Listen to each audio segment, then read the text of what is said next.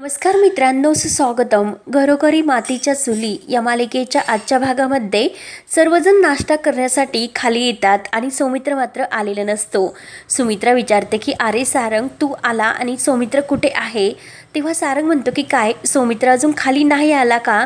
तेव्हा मात्र सारंगला असे वाटते की सौमित्र खाली आला असेल. तेव्हा ऋषिकेश म्हणतो की अरे, काल रात्री सारंग, मी तुला त्याच्या रूममध्ये झोपण्यासाठी सांगितले होते. तेव्हा सुमित्रा विचारते की म्हणजे सारंग, काल रात्री तू सौमित्राच्या रूममध्ये झोपला होता का? तेव्हा सारंग म्हणतो की हो, ऋषिकेश दादांनीच सांगितले होते. तेव्हा ऋषिकेश विचारतो, सारंग तू तेथे होता तेव्हा तो तेथे होता का? तेव्हा सारंग म्हणतो की बहुतेक तो मला उठण्याच्या अगोदर उठला होता. मला असे वाटले की तो फ्रेश होण्यासाठी गेला. तेव्हा तो गेला कुठे असेल आणि जानकी तू बघितले का, असे ऋषिकेश सर्वांना विचारू लागतो. तेव्हा जानकी म्हणते की मी सुद्धा सकाळपासून त्यांना नाही पाहिले. तर ऋषिकेश लगेच गुलाबला आवाज देतो आणि सौमित्र कुठे बाहेर दिसतो का असे विचारतो. तेव्हा गुलाब म्हणतो की त्यांची गाडी तर बाहेर आहे, पण सौमित्र दादा मला काही दिसलेला नाही. तेव्हा सर्वजण हे सौमित्रला बघण्यासाठी धावतात. सौमित्र कुठेही सापडत नाही म्हणून सर्वांना खूप असा धक्का बसलेला असतो. सर्वजण इकडे तिकडे शोधत असतात. सर्वांना खूप टेन्शन येते. तेव्हा जानकी ही सौमित्राच्या रूममध्ये येते आणि भाऊजी भाऊजी असा आवाज देत असते. भाऊजी कुठे गेले असतील म्हणून जानकीला समोर टेबलवर एक चिठ्ठी सापडते. जानकी ती चिठ्ठी वाचते तर जानकीच्या पायाखालची जमीन हादरते. तिच्या डोळ्यामध्ये पाणी येऊन ती खालीच बसते आणि भाऊजी हे काय केले तुम्ही म्हणून ती चिठ्ठी खाली पडते. त्यानंतर सर्वजण सौमित्राला शोधून बाहेर येतात. तर नाना सारंगला विचारतात की अरे, सापडला का सौमित्र? ऋषिकेश म्हणतो की तो गच्ची सुद्धा नाही. ऋषिकेश खूप ओरडतो, अरे सारंग, मी तुला सांगितले होते की तू सौमित्रवर लक्ष ठेव. तेव्हा सारंग म्हणतो की दादा, खरंच माझी खूप मोठी चूक झाली. आता काय करायचे? तर तेवढ्यात जानकी ही दबकतच खाली येते. तेव्हा ऋषिकेश जानकीला बघून म्हणतो की जानकी, काय झाले, सौमित्र वरती आहे का? जानकी मात्र काहीच बोलत नसते. जानकी, अगं काय झाले, का बोलत नाही तू? सर्वांना आणखीन टेन्शन येते. नाना म्हणतात की अगं जानकी, बोल ना, काय झाले? सुमित्रा म्हणते की अगं तुझा चेहरा का उतरला, बोल काहीतरी. नाना सारंगला म्हणतात की तू फोन लाव. तर सारंग लगेच आपल्या खिशातून फोन काढतो. तेव्हा जानकी म्हणते की त्यांचा फोन स्विच ऑफ आहे. ते ऐकून सर्वांना तर आणखीन धडाडी भरते. ऋषिकेश म्हणतो की काय, तुला कसे माहिती हे? नाना, सुमित्रा सर्वजण जानकीला म्हणतात की अगं काय झाले, सांग ना, काहीतरी बोल ना. तेव्हा जानकी आपल्या आजी पदरामागे चिठ्ठी लपवलेली असते ती ऋषिकेशच्या हातात देते. तेव्हा ऋषिकेश ती चिठ्ठी वाचतो की आई, दादा, घरातील सर्वजण, आत्ता मी जे काही वागलो त्याने तुम्हाला खूप त्रास होणार, परंतु तो त्रास काही काळापुरता असेल. जर मी ही मनाविरुद्ध लग्न केले आणि ऐश्वर्याला जो त्रास होईल तो असह्य असेल. त्यामुळे मी जे काही करतो तो फायनली सर्वांच्या भल्यासाठीच आहे. राग ओसरल्यानंतर नक्कीच तुमच्या हे सर्व लक्षात येईल. मी आणि अवंतिका पळून जाऊन लग्न करतो. ते ऐकून सर्वांना तर आणखीनच धक्का बसतो. त्यापुढे ऋषिकेश वाचतो की आई आणि नाना, मी तुमच्या आत्तापर्यंत सर्व ऐकण्याचा प्रयत्न केला आणि आत्तासुद्धा ऐकणार होतो, परंतु अवंतिकावर सुद्धा माझे खूप प्रेम होते आणि जमेल तर मला माफ करा. आणि त्याच वेळेस नानांच्या छातीमध्ये जोराची अशी चमक निघते आणि नाना धाडकनी खाली पडतात. सर्वजण आणखीन घाबरतात. नानांना धरतात आणि बेडवर झोपवतात. सर्वजण नानांच्या हातापायांचे तळवे चोळत असतात. तेव्हा नाना उठतात आणि जोरात सौमित्र असे परत ओरडतात. तेव्हा सर्वजण नानांना म्हणतात की शांत व्हा. नानांची ती अवस्था बघून सर्वांना आणखीनच वाईट वाटत असते. नाना म्हणतात की अरे, कसा ठीक असणार, पोरग तोंडाला काळं फासून निघून गेला, कसा मी ठीक असू? सुमित्रा म्हणते की अहो, तुम्ही अगोदर स्वतःला तब्येत सांभाळा. जानकी, ऋषिकेश आपल्या सोबत तर आहे ना? आणि सारंगला डॉक्टरांना फोन करायला सांगते. तेव्हा नाना सारंगला म्हणतात की तू डॉक्टरांना फोन करू नको. डॉक्टर तरी येऊन काय करणार? मला त्यांनी नाही बरे वाटणार, कारण या पोराने जे काही करून ठेवले ना, त्याचे परिणाम आणखीन भयंकर होणार. तेव्हा नाना थोडेसे उठून बसतात आणि ऋषिकेश, काही कर, पण तू सौमित्राला शोधून आण, कारण हे लग्न व्हायलाच हवे, नाहीतर खूप मोठा अनर्थ होईल. ऋषिकेश, तुला समजते ना? तर ऋषिकेश म्हणतो की नाना, तुम्ही काळजी करू नका, मी लगेच जातो आणि त्याला शोधून घरी घेऊन येतो, तुम्ही फक्त मन घट्ट करा. तर सारंग म्हणतो की दादा, तू एकटा जाऊ नकोस, मी तुझ्या सोबत येतो. तेव्हा ऋषिकेश हा जानकीला म्हणतो की आम्ही जाऊन येतो, तोपर्यंत तू आई आणि नाना यांच्याकडे लक्ष ठेव. तेव्हा जानकी म्हणते की तुम्ही सुद्धा काळजी घ्या. तेव्हा जानकी नानांना पाणी प्यायला देते सावकाश आणि काळजी घ्या व्यवस्थित. तेव्हा नाना हे सुमित्राला म्हणतात की अगं, कसा शांत राहू मी? आपला पोरगा असा पळून गेला, ही बातमी किती दिवस लपून राहणार? वाऱ्यासारखी त्या सयाजीच्या कानावर जर पडली आणि त्याला पुन्हा वाटेल की मी पुन्हा एकदा त्याचा विश्वासघात केला आणि यावेळेला तर ते खरे असणार. सुमित्रा, चूक आपल्याकडून झाली, मग आपण त्याला कसे तोंड दाखवायचे? तेव्हा सुमित्रा देवाला हात जोडते आणि या प्रश्नाचे उत्तर फक्त आता देवाकडे आहे. तेव्हा जानकी म्हणते, तर आजी लगेच म्हणते की तू आता गप्पच बस, काही बोलूच नको, हे सगळं तुझ्यामुळे झाले, त्यामुळे नवीन आणखी काही आयडिया देऊ नकोस. तेव्हा सुमित्रा आजीला म्हणते की तू शांतच राहा, काही बोलू नकोस. जानकीला खूप वाईट वाटते, तर नाना जानकीला समजवतात. त्यानंतर इकडे ऋषिकेश आणि सारंग गाडीतून शोधत शोधत सौमित्रला शोधण्यासाठी आलेले असतात आणि तेथे काही लोकांना विचारतात की सौमित्रला कुठे पाहिले का, तर गावातील लोक म्हणतात नाही. आणि दादा काय झाले, तर सारंग म्हणतो की नाही, हुकाचूक झाली, आम्हाला वाटले की येथे कुठेतरी भेटेल.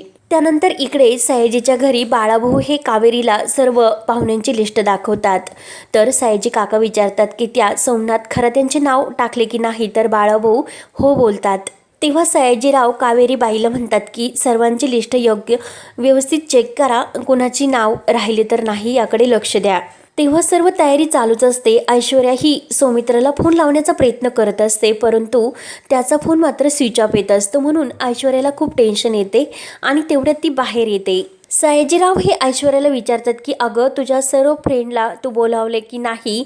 तेव्हा ऐश्वर्या म्हणते की 1 मिनिट डॅड, आणि टेन्शनमध्ये ती जरा असते. सयाजी काका म्हणत असतात की 4 दिवस तुझ्या फ्रेंडला तू अगोदरच बोलाव, तुमचे ते काही कार्यक्रम असतात ते करण्यासाठी. ऐश्वर्या म्हणते की बोलूयात डॅड प्लीज, आणि खूप वैतागून म्हणते की याचे नेमकं काय चालले, हा फोन का उचलत नाही. तेव्हा सयाजी काका उठतात आणि ऐश्वर्या जवळ येतात. तर ऐश्वर्या जोरात काय असे ओरडते आणि पुन्हा सयाजी काकांना म्हणते की सॉरी डॅड, तो फोन. तर सयाजी काका विचारतात की अगं तू कुणाला फोन लावतेस. तेव्हा ऐश्वर्या टेन्शनमध्ये येऊन म्हणते की सौमित्रला. कालपासून मी त्याला फोन करते पण तो एकही माझा कॉल उचलत नाही. केव्हापासून मी त्याला मेसेज करते परंतु एकाही मेसेजचा त्याने रिप्लाय दिला नाही. नेमकं काय तेच कळत नाही. तेव्हा कावेरी म्हणते की अगं ऐश्वर्या बाळा, फोन बिघडला असेल, नाहीतर असे नाही होणार. ऐश्वर्या म्हणते की मॉम तू काय बोलतेस, आजकाल कोणी मोबाईलशिवाय नाही राहू शकत, आणि फोन जरी बिघडला तर 15 मिनिटात तो दुरुस्त सुद्धा होतो.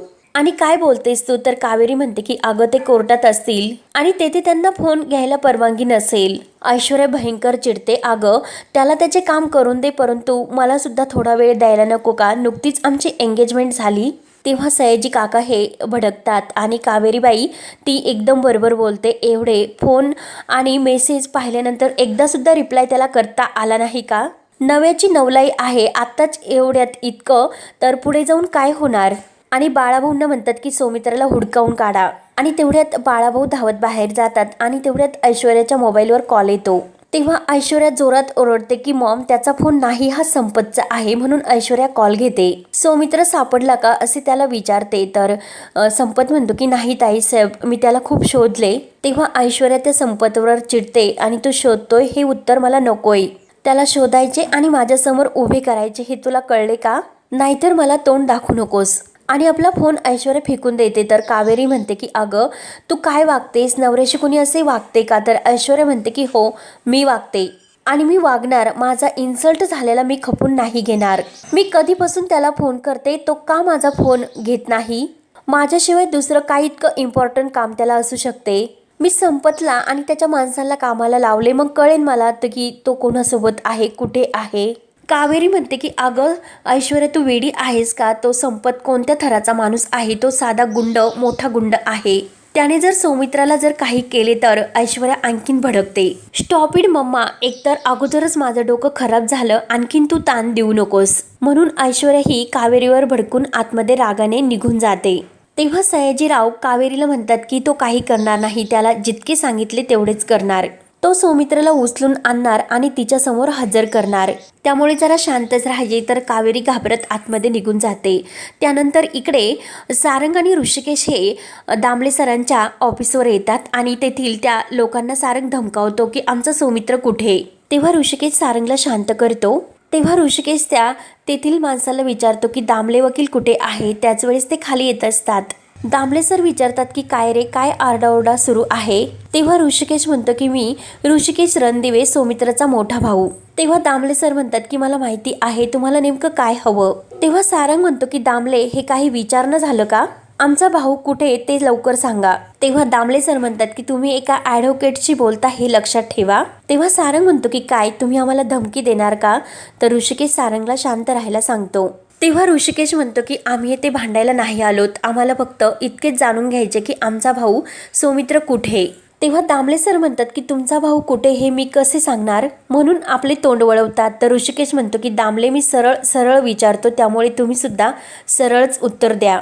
ऋषिकेश म्हणतो की हे बघा, सौमित्र तुमच्या मुलीबरोबर पळून गेला. त्याचा ऐश्वर्या म्हणजे सयाजीरावाच्या मुलीशी साखरपुडा झालेला असताना सुद्धा, आणि चिठ्ठीमध्ये तो स्पष्ट लिहून सुद्धा गेला आणि आम्हाला सुद्धा चांगलेच माहिती आहे त्या दोघांना तुमचा सपोर्ट आहे. ते फक्त दोघेजण कुठे गेलेत ते सांगा. तेव्हा दामले सर म्हणतात की मला माहिती नाही. तेव्हा सारंग म्हणतो की वाकड्यात जाऊ नका आणि लगेच दामले सरांची गचंडी धरतो. तर ऋषिकेश सारंगला बाजूला करतो. तर दामले सर आणखीनच चिडतात.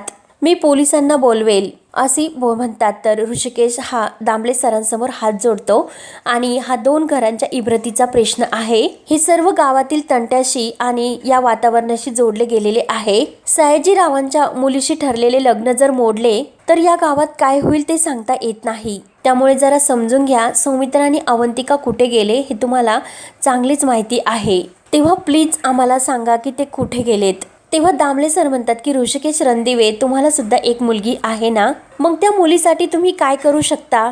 तेव्हा ऋषिकेश म्हणतो की काही. तर दामले सर म्हणतात की मग मी सुद्धा एका मुलीचा बाप आहे, मग मी सुद्धा माझ्या मुलीसाठी काही पण करू शकतो.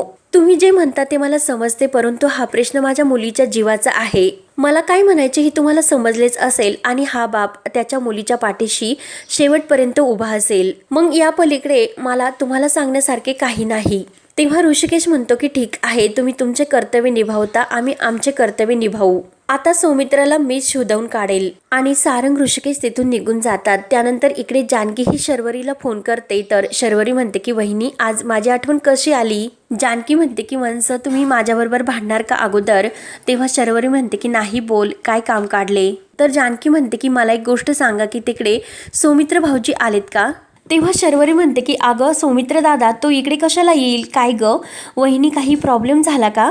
तेव्हा जानकी म्हणते की त्यांचा फोन बंद लागत होता, म्हणून मी म्हटले की तुमच्याकडे आले की काय. शर्वरी म्हणते की काही लॉजिक तर नाही ना, एवढंच ना. तर जानकी म्हणते की हो. तर शर्वरी म्हणते की कसे आहे की मी गॅसवर दूध ठेवले. तर जानकी म्हणते की तुम्ही तुमचे काम करा. तर सुमित्रा हे सर्व ऐकत असते आणि जानकी फोन ठेवते. तेव्हा आजी लगेच जानकीला विचारते की तू शर्वरीला सौमित्रबद्दल खरे का सांगितले नाहीस. ती त्याची धाकटी बहीण आहे, घरात नेमकं काय चालले हे तिला कळायला नको का, तिच्यापासून काय लपवायचे. तर जानकी म्हणते की शर्वरी वंश दिवसभर घरात एकट्याच असतात आणि त्यांना जर हे कळले तर त्यांना आणखीन टेन्शन येईल. मग विक्रम भाऊजी सुद्धा तेथे नाहीत आणि तसेही सौमित्र भाऊजी सापडल्यानंतर मी करेन त्यांना कॉल. तेव्हा सुमित्रा पुढे येते आणि आई जानकी बरोबर बोलते.